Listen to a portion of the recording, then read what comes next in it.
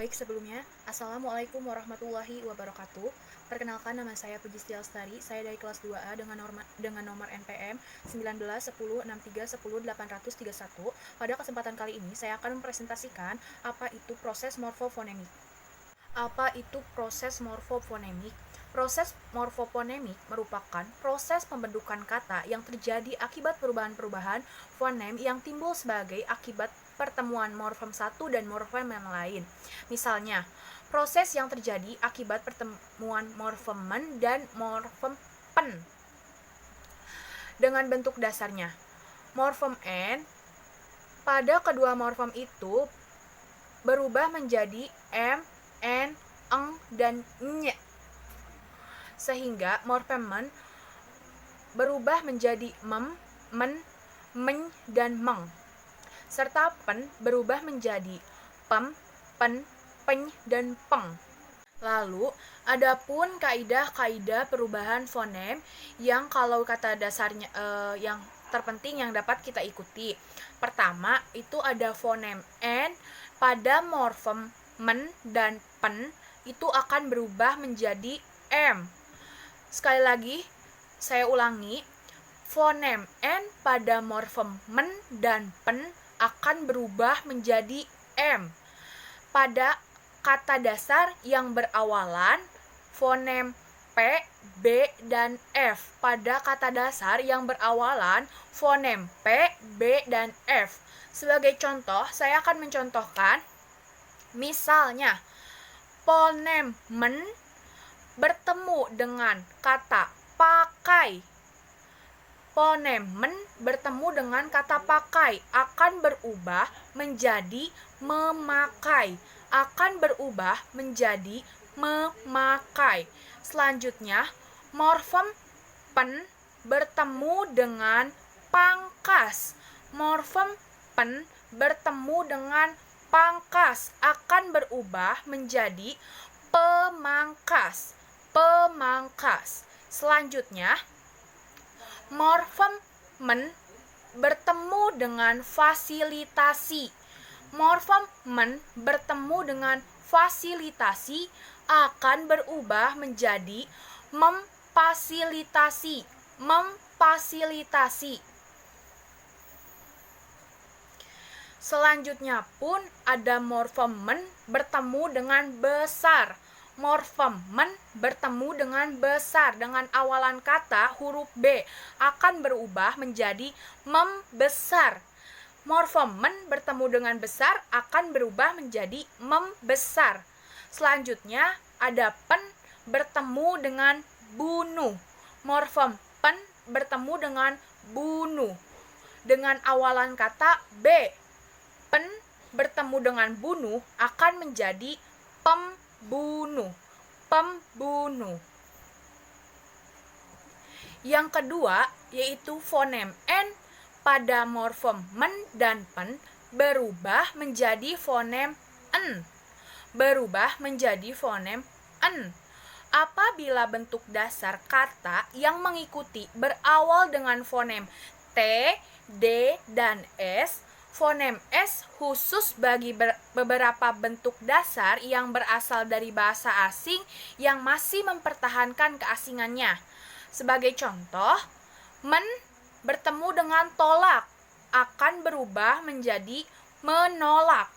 Men bertemu dengan tolak akan berubah menjadi menolak karena perubahan n menjadi en. Selanjutnya, morfem pen bertemu dengan tolong.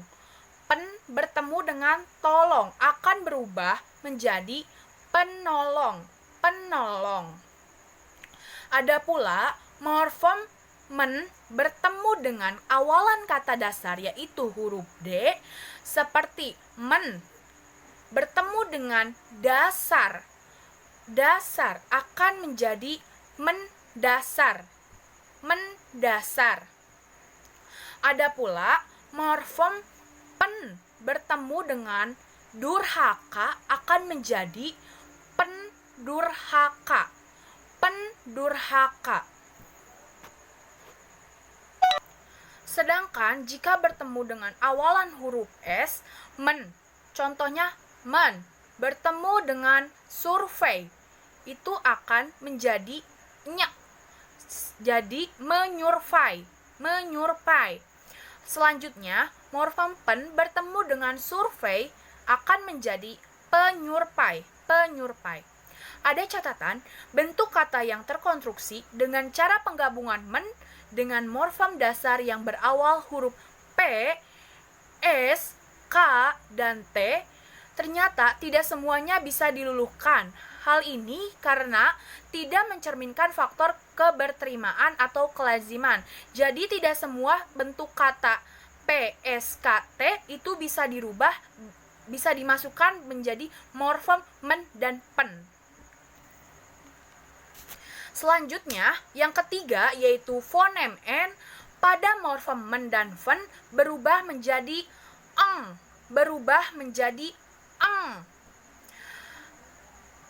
Eng apa eng? Dulu. Mohon maaf, maksud saya berubah menjadi eng, nye. Seperti contohnya yaitu bentuk dasar atau dasar kata yang mengikuti berawal dengan fonem s dan s, yaitu contohnya morfem men bertemu dengan serang akan berubah menjadi menyerang karena pada yang ketiga ini berlaku morfem en akan berubah menjadi nye. Terus selanjutnya ada pen bertambahkan dengan sedap akan berubah menjadi penyedap. Selanjutnya ada men dengan awalan kata s akan bertemu men dan syaratkan akan berubah menjadi mensyaratkan. Kita lanjut ke materi berikutnya. Dan pen dengan syarahan akan berubah menjadi pensyarahan. Oke, lanjut yang keempat.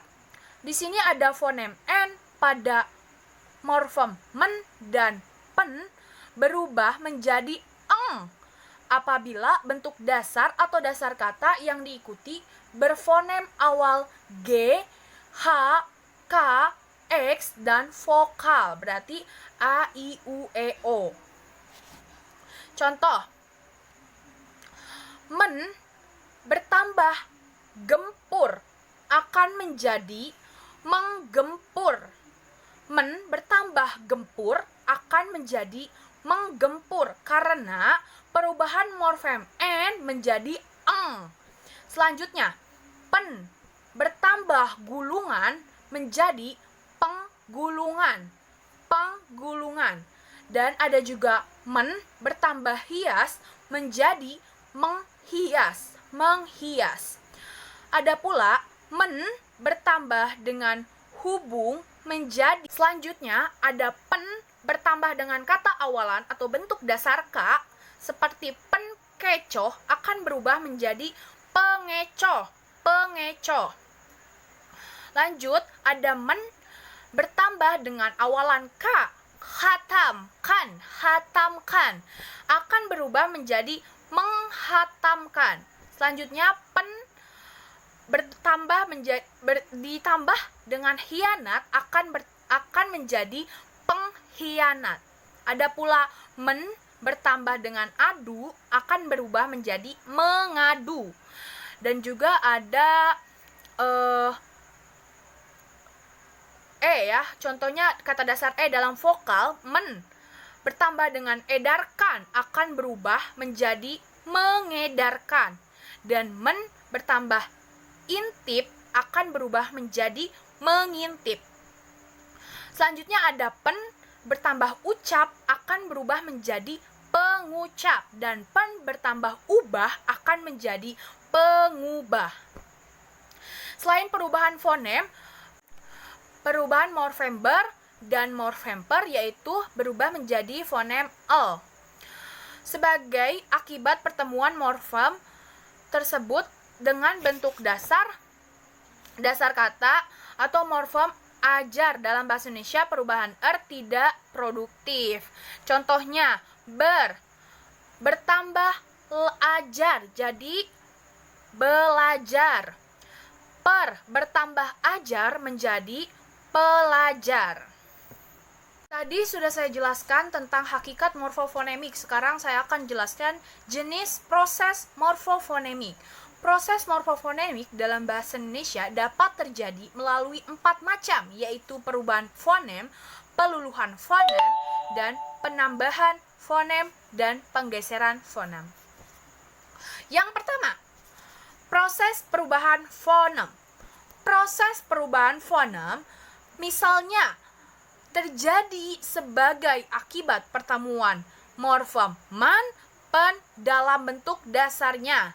Fonem pada kedua morfem tersebut berubah menjadi en, dan eng. Dan meng, sementara morfem pen berubah menjadi pem, pen, peny, dan peng. Perubahan tersebut tergantung pada kondisi bentuk dasar yang mengikutinya. Kaidah-kaidah perubahan dalam berikhtisar sebagai berikut. Yang pertama, fonem en pada morfem men dan pen berubah menjadi em. Apabila bentuk dasar yang mengikuti berawal dengan fonem P, B, dan R sama seperti yang awal, itu akan berubah. Misalnya, men bertemu dengan fen. Men bertemu dengan paksa akan menjadi memaksa. Memaksa. Jadi, pada N itu akan berubah menjadi em. Men bertemu paksa akan berubah menjadi memaksa. Selanjutnya, ada pen bertambah dengan kata fitnah akan berubah menjadi memfitnah. Pen bertambah dengan kata fitnah akan berubah menjadi pemfitnah. Jadi yang N itu akan berubah menjadi em pada yang ini. Selanjut, kedua, ada proses penambahan fonem. Proses penambahan fonem terjadi akibat pertemuan morfem men dan pen dengan bentuk kata dasar terdiri dari satu suku. Fonem penambahan ek, sehingga men berubah menjadi menge dan pen berubah menjadi penge. Misalnya, men bertambah dengan bom akan berubah menjadi mengebom, dan pen bertambah menjadi bom akan menjadi pengebom. Jadi pada kata ini si N-nya itu akan berubah menjadi nge. Lanjut ke yang ketiga, proses peluluhan fonem. Proses hilangnya N pada men dan pen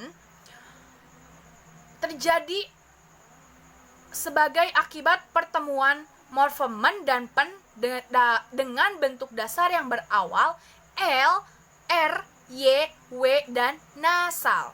Diingat ya, L, R, Y, W, dan nasal. Misalnya, men bertemu dengan lerai, N-nya akan hilang menjadi melerai karena ini proses peluluhan.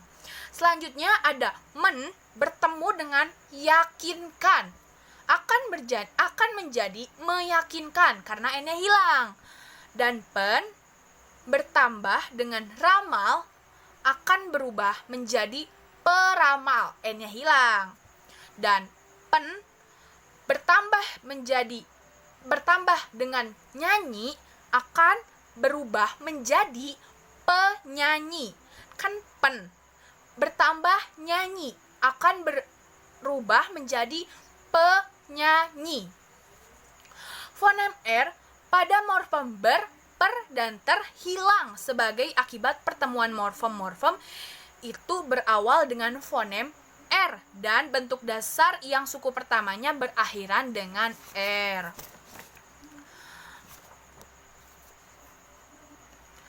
Misal, bertambah dengan kerja akan berubah menjadi bekerja karena fonem R itu akan hilang. Berarti bertambah dengan kerja akan berubah menjadi bekerja. Selanjutnya, pada kata memperagakan dan menertawakan fonem P dan T yang merupakan fonem awal bentuk dasar, kata itu tidak akan hilang karena fonem-fonem itu merupakan fonem awal afiks, yaitu per dan ter. Demikian juga pada kata menterjemahkan, mensuplai, mengkoordinir, menterjemah, dan mensurvei, fonem-fonem T, S, dan K yang merupakan fonem awal bentuk dasar, kata itu berasal dari bahasa asing yang masih mempertahankan keasingannya. Seperti survei, itu kan masih bahasa asing, maksud saya dia masih mempertahankan keasingannya. Selanjutnya, yang terakhir ada proses penggeseran fonem. Pada proses penggeseran fonem, lazimnya terjadi perubahan posisi fonem dari satu silabel ke silabel yang lain. Penggeseran ini memungkinkan apabila bentuk asal telah berubah menjadi bentuk turunan. Contoh, tekanan, tekan, menjadi tekanan. Jawab, menjadi jawaban. Dan tampar menjadi tamparan. Mungkin segitu saja materi yang bisa saya presentasikan. Apabila Anda kurang memahami materi yang saya jelaskan, bisa ditanyakan kepada saya pribadi. Terima kasih atas perhatiannya. Saya ucapkan wassalamualaikum warahmatullahi wabarakatuh.